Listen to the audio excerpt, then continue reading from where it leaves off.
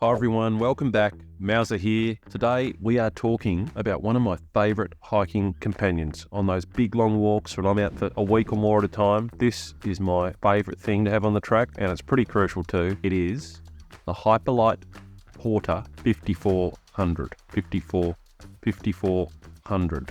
It's this thing. So come with me on a journey while I take you through some of its features, what I like about it, what I don't like about it, and how it has served me over the last few years on some of those really big missions. Let's get into it.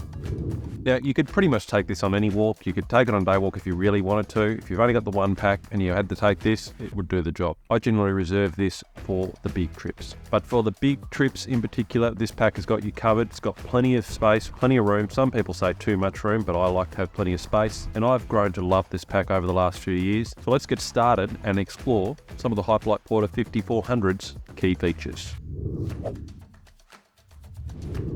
So jumping straight in, the Hyperlite Porter, made by Hyperlite Mountain Gear in the United States, it's a versatile pack that comes in a few different sizes. You've got the 2400, which is a 40 litre pack, weighing in at 859 grams in the white. You've got the 3400, which is a 55 litre pack and weighs in at 936 grams in the white colour. You have got the 4400, which is a 70 litre pack and weighs in at 1145 grams, 1.145 kilograms. And then you have the 5400, my pack, coming in at 85 litres and 1.2 kilos in the white colour. Now I keep saying the white colour because they do come in a black. They are just a little bit heavier. I guess the materials weigh a bit more. So that's the lineup in the Hyperlite Porter. Let's dive into the detail. So the Hyperlite Porter, like all of the Hyperlite packs, is made from Dyneema composite fabrics, which used to be known as Cuban fibre. It has a Dyneema dual density hip belt, which I think means it's a thicker fabric on the hip. That's what it feels like anyway. It's got the good old-fashioned sternum strap on the chest, which is got a self-adjusting elastic thing to it. Find that quite good. And while Hyperlite say this thing is water resistant, I'd almost say it's waterproof. I find it extremely good on those really wet days in keeping the water out of the pack. And the other thing, it doesn't absorb water, which is a huge factor for me when I decided to buy this pack. I do know a lot of people who are in the pack rafting game are using this for their pack rafting adventures. It's impressively light. My old pack, an Osprey pack, weighed probably 3 or 4 times as much as this. It's got a really impressive capacity for load for the weight it carries. I have carried up to around 25-26 kilos in this pack, and while it did feel it through the knees, as I would with any pack, it sat very comfortably on the hips, very nicely, and that was for a 10-day trip. Hyperlite say you can carry loads of up to 60 pounds or 27 kilos with this pack, and I would agree with that 100%. So it's great for those big trips, those big ones where you've got to carry a lot of food, a lot of gear, for a long time. Now let's have a look at some of the standout sort of features that Hyperlite list on their website. Of course, it's got the side tensioning straps so you can just load the pack and keep everything secure. It's got daisy chain straps down the front, which allow you to attach other gear and secure it to the outside of the pack. This is also good because there is also the additional front pocket you can purchase, which I have for the Porter, and that is how you attach that with its little clips to the pack. One little sidebar there with that front pocket. I've found those attachments aren't very good. The plastic has broken on its first trip. Actually, 2 of the 3 little clips that attach the front pocket to the pack broke. So now I'm using metal carabiners to attach it to the pack because I haven't come up with a good solution on how to attach this thing. I could buy another pocket, but I think it'll just break again, those attachments. So Hyperlite, if you're watching, that is one improvement I would suggest, is just to look at the attachment system for the front pocket. The other thing is it's got the roll top closure, which I love, which is where you roll the top like a big dry sack and then clip it down. And it's also got the clips and straps over the top, which you can secure gear under if you have to, particularly handy for a raincoat or something like that where you need to access something quickly, and that is something that I find pretty good. And it just secures the whole bag down, makes it nice and compact when you haven't got a whole lot of gear in there. Roll it up. So it's got a Velcro top that you roll down like that, roll it down nice and tight. Water is not getting in there. I've had this in torrential rain. As long as you're using a pack liner, you are very safe and nothing will get wet in my experience. But then those straps come down. You've got the one that goes over the top like so. And then you can also tighten that off there. And you can get a really tight fit with that. You could put stuff underneath those straps there if you wanted. Now, one thing to keep in mind with the Porter and with any of the Hyperlite packs that I've used is that it doesn't have an adjustable harness system on the back for the shoulder straps. A lot of packs will have this adjustable harness which you can move up and down the main frame of the pack and adjust it to your height. You need to get the fit correct for your body height. So I've got a tall, I'm about 195 centimeters tall, and I've got the tall size pack. It also comes in a large size, a medium and a small, and as long as you spec it up and fit it according to your height on the Hyperlite website, then I find that it is not a problem. And like I said, I'm a tall and I find it fits perfectly. Now, moving on to comfort, I know people have asked me before how I find it for comfort. When you're moving from a traditional pack like the Osprey, which I'm a huge fan of Osprey packs, but I've moved to a lighter pack. I needed to lessen my load. Now, a few of the features I absolutely love on this pack. The hip belt I find really quite comfortable. I've never had any trouble, and it doesn't seem that padded, but it's because it's quite low profile. But it's really quite comfortable when I've got it on, especially with a big load. Haven't had too many complaints with that. And I would think anything under 20 kilos with this pack that I'm carrying would be extremely comfortable. It's extremely comfortable to walk with. The other thing I really love, it's got some pretty decent sized pockets on the hip belt, one on each side, and that is really good. I know a lot of the other packs have these, but for a lightweight pack, to have these pockets there, I can fit all my snacks for the day in those pockets. So generally I've got 2 or 3 bars in each side, as well as a little bag of lollies or scroggin, and I find that really useful at the start of the day, especially on a bad weather day. I can load my snacks for the day in those pockets, or half the day, put the snacks in the pockets, and they're just there, and I can just nibble on something every hour or two as I need to. Really good for those big days where you're on the move all day, walking long miles. You've got snacks there, you don't need to stop and get your pack off, they're there ready to go. The other thing I really like is the additional accessory I bought for it, the shoulder pocket, which I can easily fit my phone in and just sit it there on my shoulder pocket as I'm walking along. That is great on those days where I just want it there for photos, for that sort of thing, or I can even put snacks in there as well if I need to. But the shoulder pocket is really good, works really well, and you can actually use that on just about any pack that has that little daisy chain attachment down the shoulder straps, which most packs do. In terms of concerns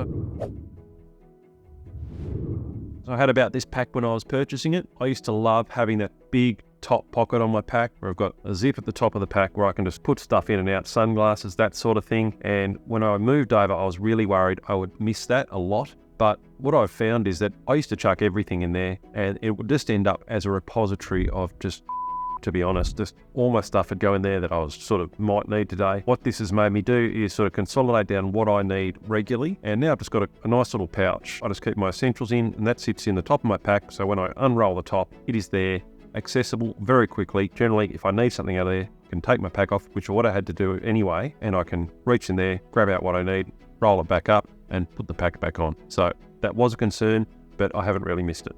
And with a hip belt pocket and that shoulder pocket, I've got access to my snacks and my phone and stuff, so I've got the essentials that I need at hand anyway. And the other main thing that I was really worried about when I moved to this pack was the lack of load lifters. They're those straps that sit above your shoulder straps here and connect to the pack that help you tighten and reduce the weight on your shoulders.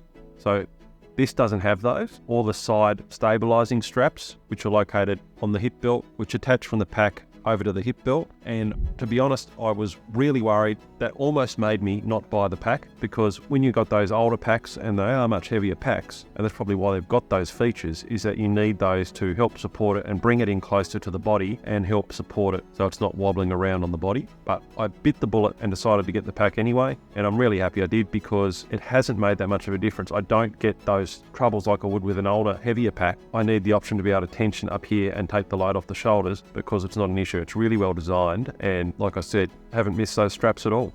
And like I did say, one thing that I'm a little bit disappointed with is the front pocket, I think they call it the Porter stuff pocket or something like that, which sits on the front of the pack. That hasn't performed that well. It is made out of this netting, so when we're in these wild, crazy, scrubby conditions of Tasmania, it is going to get damaged. That happens to all the packs. The Ospreys that had that little mesh on the front, I've ripped that dozens of times on those sorts of packs. But it's just the attachment system with this stuff pocket. It just doesn't, it's not up to scratch, I don't think. They're a hard plastic clip. They're always going to break. A bit of force on them when you're in the scrub or something, they're going to snap in a heartbeat. And that's what's happened to mine. But I've got a workaround with carabiners and stuff, but I will work on a better system there. But I'd be interested to see what they do moving forward. And I know that's designed not to necessarily have pockets on the front. It's designed to be basically a big sack to carry stuff, but it is nice to have that pocket on the front. I carry a water bladder, so I've got water accessible to me easily all the time. I like that. And I like to have my water bladder external to my main pack. I don't want to put water inside my main body of my pack, which could potentially leak and get stuff wet. So I like to have that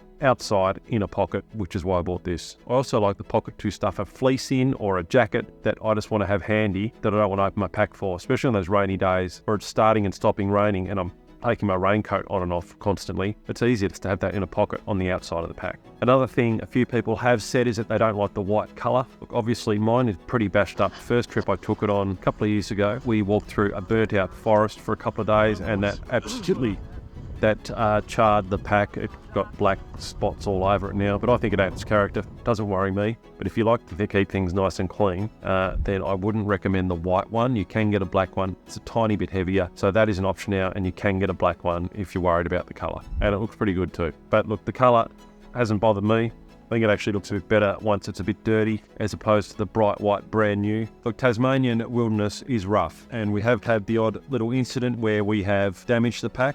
But I've just got these Gear Aid repair patches which go onto there and they patch up the hole very well. I've actually got another hole that I forced a camera tripod down inside this, and there is another small tear in it recently, but that's easily fixed.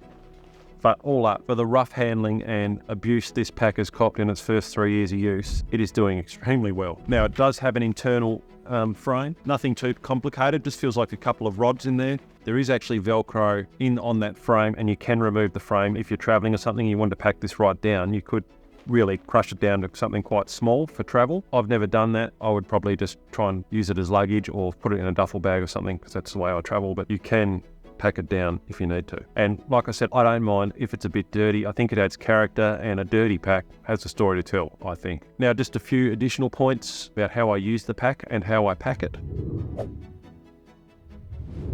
I always use a pack liner, always have done, always will. Even though this thing I think is pretty waterproof, I always, in the wet conditions that I'm used to hiking in, I always have a central pack liner. It can be a big trash compactor bag or a purpose-made pack liner like I use from Sea to Summit. I have the biggest pack liner that sits inside my main pack, and then everything goes into the pack in its own bag as well. There is nothing worse than getting to camp with wet gear inside your pack. That has happened to me. Even the way I pack with double bagged stuff, I have had incursion of water into my pack, and it's not a nice situation to be in. This just gives me the added comfort of knowing that the pack is fairly watertight, but that hasn't happened with this pack. I haven't had incursion into this pack with water. Everything stays dry in this because I've got the pack liner, and the stuff inside my pack is all in its own individual bags as well. I've even used the Hyperlite Mountain Gear packing cubes. I've got 2 of them that I use in this pack. They are a zip up one. They're a good little cube that I put my clothes and my food in, and they just fit down nicely into the pack. Transitioning from a traditional Osprey pack to something like the Hyperlite, that was a massive leap of faith for me. I was really quite nervous on that first trip where I took it out, but I haven't looked back. I take it on every big trip now. I take it on shorter trips too. I've also used this, the Hyperlite Southwest, which is a smaller, lighter pack, and that is just as good. Very similar to the Porter. The only difference is it's got this nice big pocket on the front,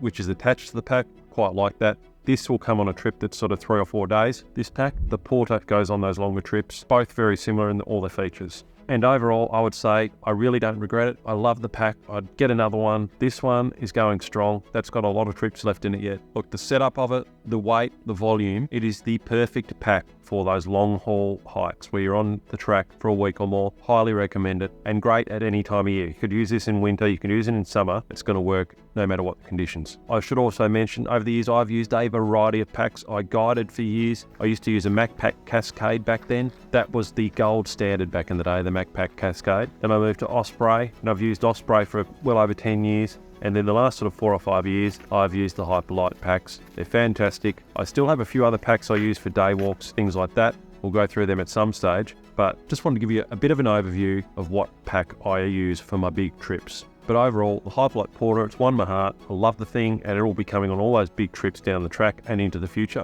If you've enjoyed the video, don't forget to subscribe. Hit that like button down below. That really helps. I'm really appreciative for all the new subscribers, for all the likes you're giving me. The comments are great. Getting some great comments, some good questions, and I'll answer them as soon as I can. If you have any questions about the pack, feel free to ask them down below and I'll answer them. I've got two friends with the same pack, Bowie and Woolsey. You've seen them on other videos. They've both got this same pack and love it as well. And I love hearing of your experiences with this gear, so leave a comment below, hit the like button, hit the subscribe button, and we'll see you back on the next one where we'll go talk about something else hiking related or who knows what. So we'll be back next time for a new topic, new discussion, and until then, stay safe and I'll see you on the trail. See you later.